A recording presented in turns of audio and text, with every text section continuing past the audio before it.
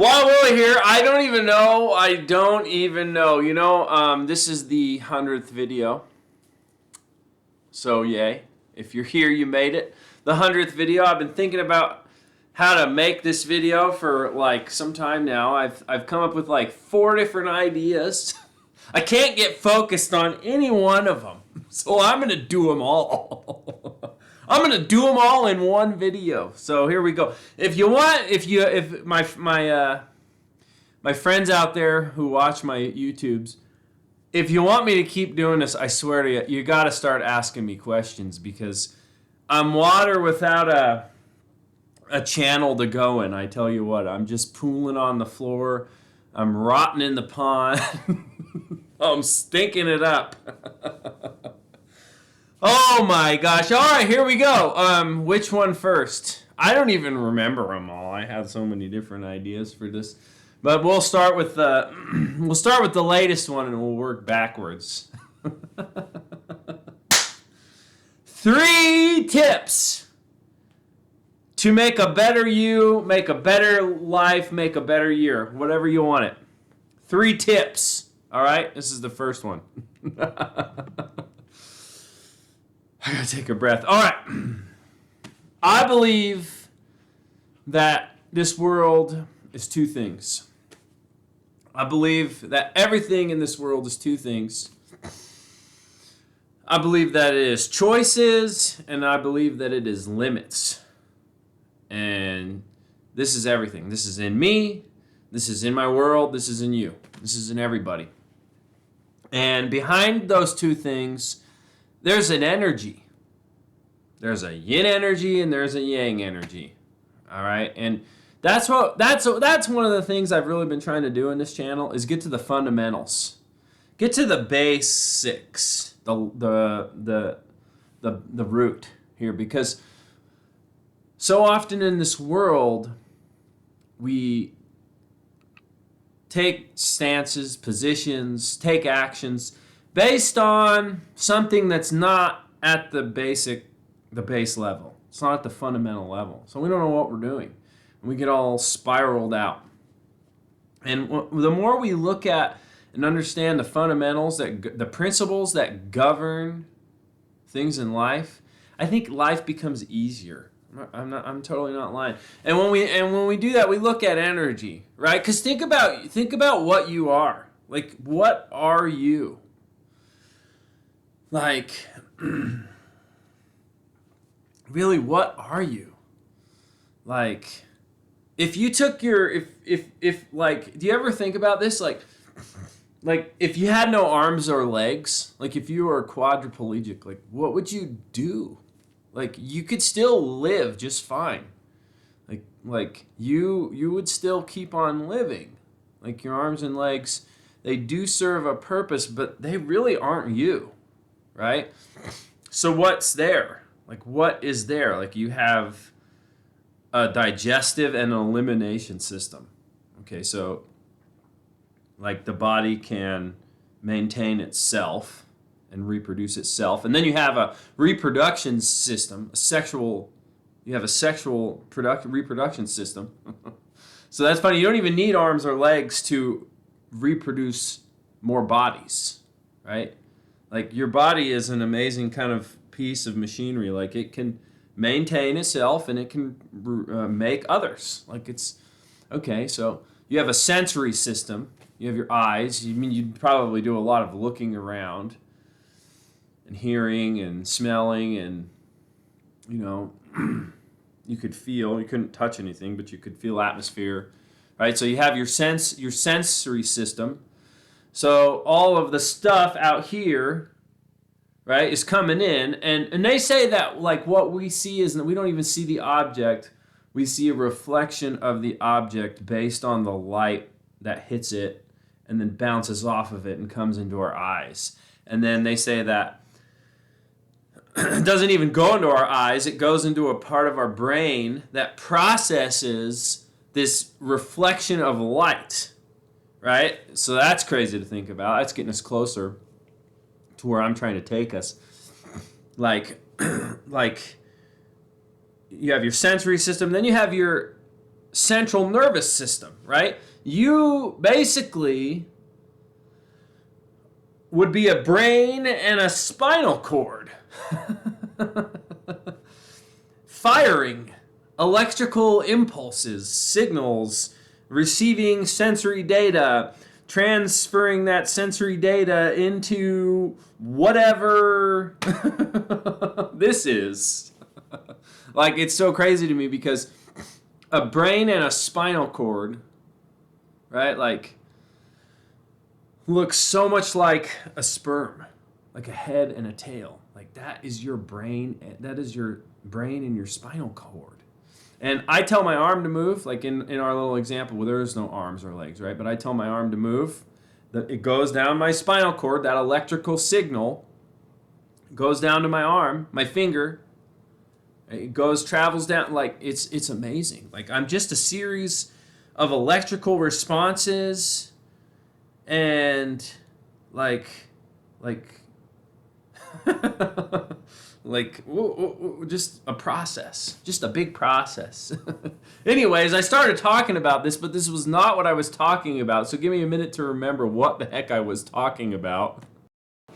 Okay, I remembered. I mean, your freaking energy. Remember, I was asking you, what are we even? Like, what is this choice and what is this limit? It's energy, right? We are energy. It's like, okay, and we're just like a process of energy, right? And that's what the whole world is. And when you really start thinking about how energy like functions and the properties behind energy, things really start to make sense and they become a lot easier, right? So choices and limits, right? So choices and limits in me, like, look like something. Like, everything is choices and limits in life. And like choices, like, you could really break these down and figure them out, and they're so fractally true, the laws of energy, that you can always make it work, and it always does work. Like, originally I thought choice was yang, right? Because choice is kind of like, it means that like you can go out and do something and like create some change to your environment. But actually choice doesn't really imply action. Choice actually implies potential. And potential is not action. So we see that the potential action within the choice is the yang within the yin. And the yin here in the choice is the potential, right? See, it's so fractally perfect. And then limits, right? Limits means, okay, I thought about this earlier, but I don't know if I'm going to be able to reproduce it because this was hours ago. But a limit means that it's like a narrowing of choice. Like, no, you can't do that. Like, you can't do that. Like, and that's masculine. I don't know. Anyways, but it doesn't really matter. One's yin, one's yang, and you got them, and they're in you, and they're in the world, and it's amazing. So, I believe this is our psyche. These are two components of our psyche. Freud gave us this. We got an ego and we got a superego. And that guy, he was kind of so ahead of his time, still to this day, that people don't even understand what he's talking about. But he was so brilliant. Like these are like the foundation. The ego and the superego are like the foundations of the sense of self. Like, these make up how he expresses himself, how this Willy expresses himself, is through ego or through superego. Like, and it's really like they tell us about him in college or high school or whatever.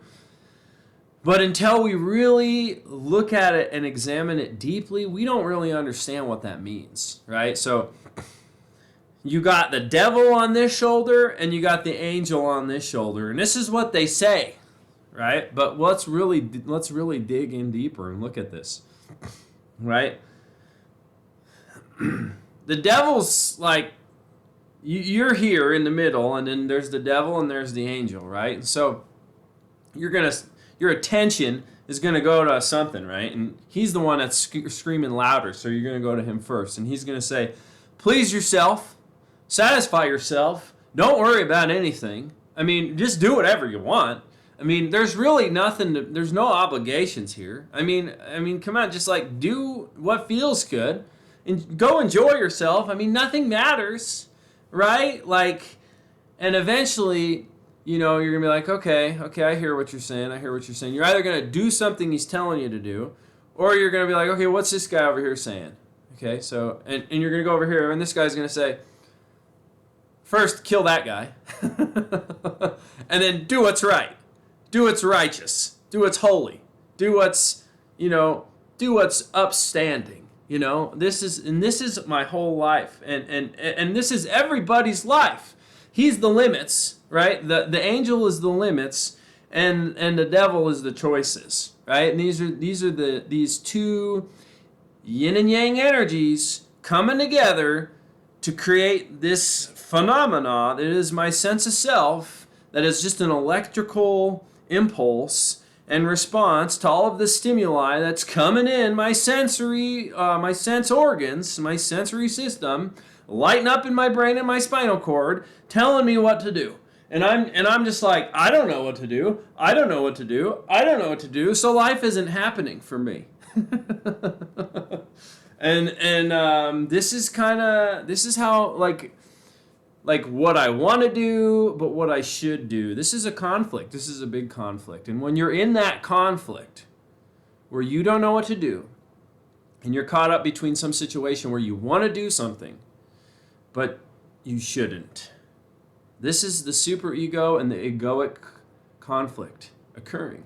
And basically, if you're in a conflict or a situation like that, what that basically means is that it's not a win situation, right? But what we do is, eventually, if we're not rapidly shifting our attention from listening to this guy to that guy, this guy to that guy, or whatever, we're going to stick with one of them long enough. And if we stick with one of them long enough, they're going to take us somewhere. Okay, so if you stick with your devil long enough, he will take you to depravity. If you do, the you in the middle of these two things, these two essences of your structure, right? These forces, because these are forces of your self, right? The devil will take you to depravity. He will, because that's kind of like your body's mind. And my body says, that feels good, do more of it. Oh, this happens. Like your brain is a supercomputer. And so this stuff is just like nanoseconds, right? These responses that come up in us, like somebody says something to you, it triggers some type of belief response, or you feel some type of, feeling towards it. And then the devil in you says, tell that guy to F off, or do something you think is, funny, or something, and then the other guy says, just let it happen. Just let it happen.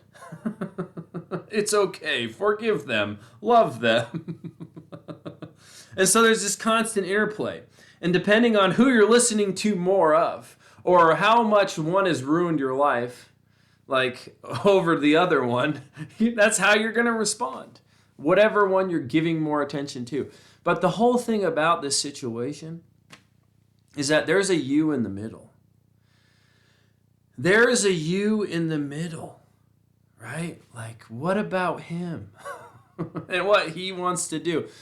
You can kind of liken the devil on your shoulder, your egoic force, to the lower chakras in the chakra model. You can kind of call it like security, sensation, power, right? And love would be in the middle here. And then the higher chakras of basically faith, the mind chakra, that's your superego. Like, and this force that's in us to like do right.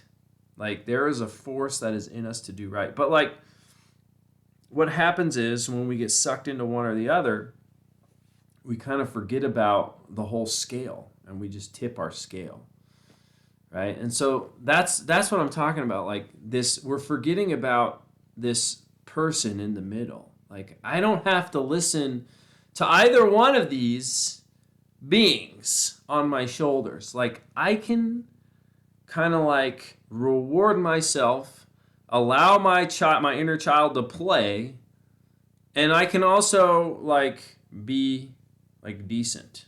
Like I can be okay. Or I can just be me, who I want to be. Like I don't need to respond according to your societal construction, right? Like this is how we navigate this kind of battle between these two forces that are within us and just be, be ourselves, right? Like so like here's an example. If you go out on the street and you see a bum on a corner or whatever, you say, that guy's a bum because he doesn't want to work.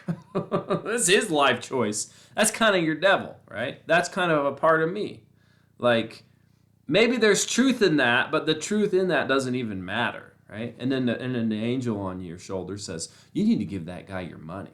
You need to give that guy your money. Or it will say, you need to give that, you don't give that guy your money because he'll spend it on alcohol. What you need to do is, you need to give him a Bible or a hot meal. It's kind of like, well, give him $1 if you want to give him $1. Don't give him $1 if you don't want to give him $1. That's it. Boom. See, this is drama. This is drama. This is how the sense of self keeps itself alive with this interplay between the ego and the superego. And this goes on and on and on and on and on forever. So look out in the world, right? And it's a process. You see, it's just a process. It's a repeating process because boo, light, dark, light, dark. This is yin and yang, remember?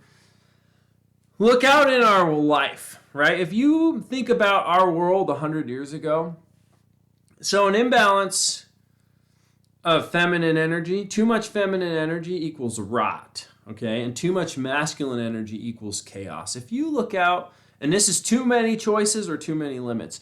If you look out at our world like 200 years ago, 150 years ago, when white people came over here and they just like killed all the Indians off and cut down all those big trees and killed off all the buffaloes and stacked the carcasses. You ever seen those pictures on the internet? That is chaos. That is too many choices and no limits, right? But it's totally complementary because there's no technology, right, back then. They just had like guns. They had like guns before the car. Like they had like single shot, maybe 5 shotguns. I don't know what they had. They had guns.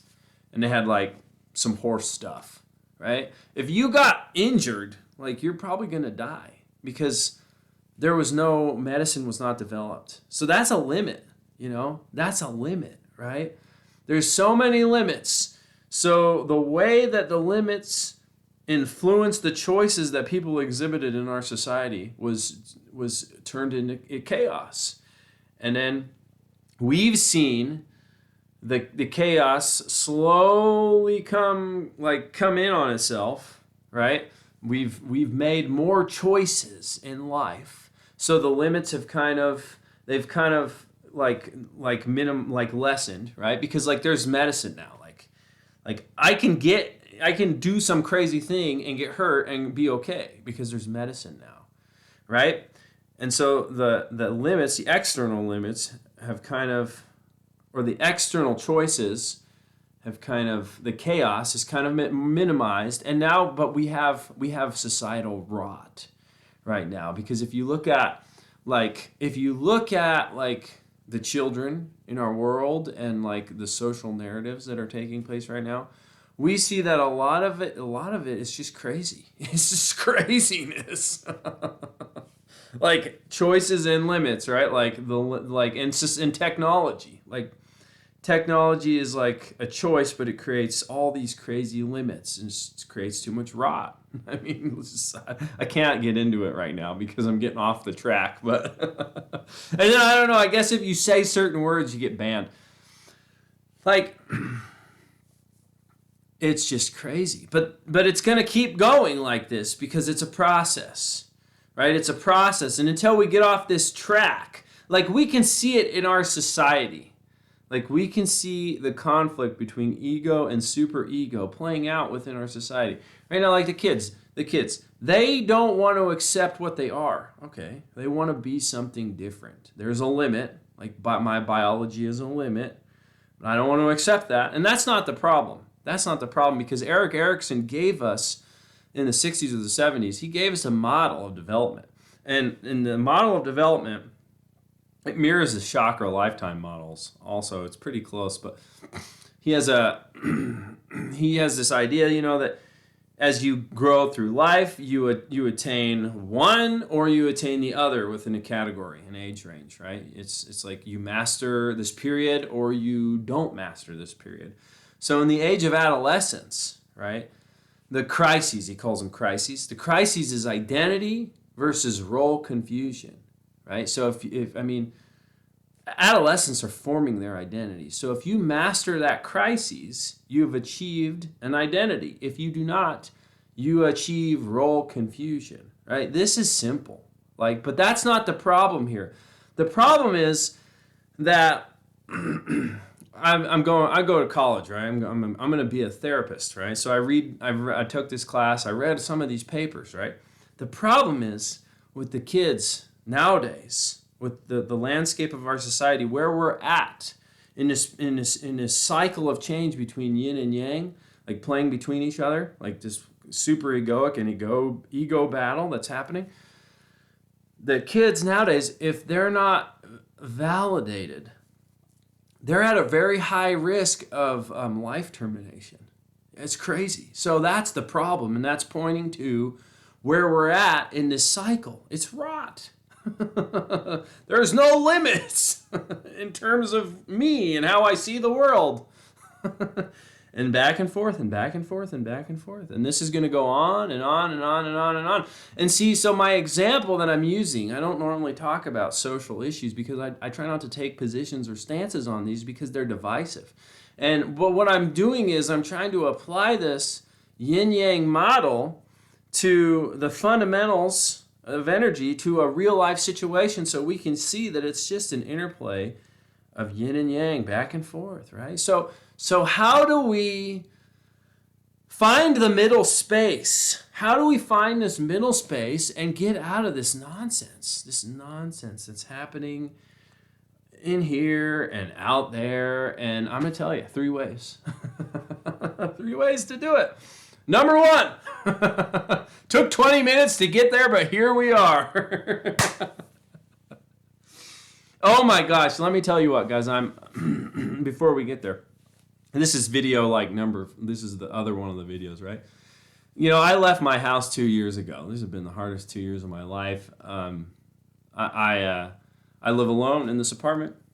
I left my job a month before I left my house, and I got a different job. I work alone. I live alone. I've got all this time to meditate, right? I've got a, context and experience in meditation. No, I don't meditate. You kidding me? Anything I can do to avoid myself, that's great. That's normal. That's that water without that channel to run in. But what I'm saying is, sometimes I find myself, I got so sick of all my distractions recently. So sometimes I'll find myself, I'm sitting on my couch, just looking out my window like I'm a prisoner. And what I noticed, the thing that's happening is the clouds are moving, the trees blowing in the wind's blowing the trees, the clouds are moving, birds are flying. I notice these things. I say, where is the oneness in all of this? And the oneness is the process. It's the energy. It's life. It's movement. It's movement. It's movement. And movement a process always flows in a cycle. Think about the clouds. The water evaporates off the lake, turns into mist, turns into the clouds. The clouds float around until they get enough moisture, and then they rain the water down. And it's just all a cycle. And it's all a cycle. The oneness is in the process. The process is the oneness. This is the process. So how do we detach from the process? Tip number 1. Or how do we detach? How do we detach from the process? Right? And just find that middle ground for ourselves. Step 1 for your better life. Next year, this year, right now. Oh my gosh, develop your interests. Develop your interests. Have you ever met somebody that was just not interesting? They had no interests. I'm so sorry. Everybody has interests. They're inborn, okay? You have to develop them. And if you develop your interests, you become interesting. Okay? You attract interesting people to yourself, and life becomes interesting, right? And because interests are inborn, I swear to you, they are inborn, right? You are developing yourself if you're developing your interests. Interests are what make life good. Like, they make life good. All those old people, they used to say, it's all about the little things. My little things. I get to play a game of pool once a week. That's a little thing. That's not an interest. That's a little thing. Okay? That's like finding a quarter on the ground. Developing an interest is like finding $50 on the ground, man. That's where it's at. Developing your interests. Now, maybe you don't have a strong sense of self. Go out, explore your interests a little bit, but eventually you're going to have to settle down on some plot of land, and you're going to have to develop that land. That's how life works. So, oh my goodness, figure out what they are and develop them. That's one of the best things you can do to make your life better in this next year. Step two, to have a better life in this coming year, whatever. Try to see the comedy in the tragedy. I think my friend on the internet, Ralph Smart, said that, but it's so true. Like, life is a tragedy. Every day is a tragedy of my life. The tragedy is my life. My life is the tragedy. But what is the comedy? My life is the comedy. It's amazing. It is amazing. You have to try to remember to always see the comedy in the tragedy. Even if something in your life is so tragic, you can laugh at it because it is. You just don't know. You don't understand how it is even happening. Like, you can't even understand it. That is the second step that you got to do to just have a better life. Oh my goodness. Like, I was supposed to make this 10-slide PowerPoint presentation for class. I was out of control. I was crazier than Wild Willy. And the tragedy is the assignment, and the comedy is my contribution to it. Oh my gosh! That the superego would say you need to be professional. The ego would say, don't even do the assignment. And the middle ground is, I'm going to be me and do this assignment and get my 1%. So it's all about finding the comedy in the tragedy. And number three, maybe there's a bonus number 4, but number 3 is, man, you gotta be inquiring into what you are. You gotta be asking yourself, what am I? Like, we did an intellectual thing at the beginning of this video. I said, oh my gosh, I got all these limbs, and I got this system and that system and this system, and I'm trying to intellectually get to the root of what I am, right? You can intellectualize what you are, right? You can try that. You can examine yourself based on your behaviors. You can do an inventory of your behaviors. That will help you get closer to what you are. You got to experience yourself. You got to experience yourself. What am I? And really pay attention to your body. Like, because that's a totally different realization than me thinking about myself as energy or as like little parts. Like, you actually have to experience each little part of yourself to understand what you really are. I mean, and you're going to have a better life as soon as you start doing that. I try to avoid that as much as possible, not because I know, not because I don't want to do it, because that's who I am.